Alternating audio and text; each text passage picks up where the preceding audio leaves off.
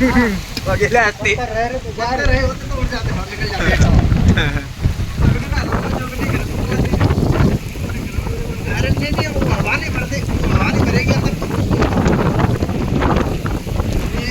नुकसान बहुत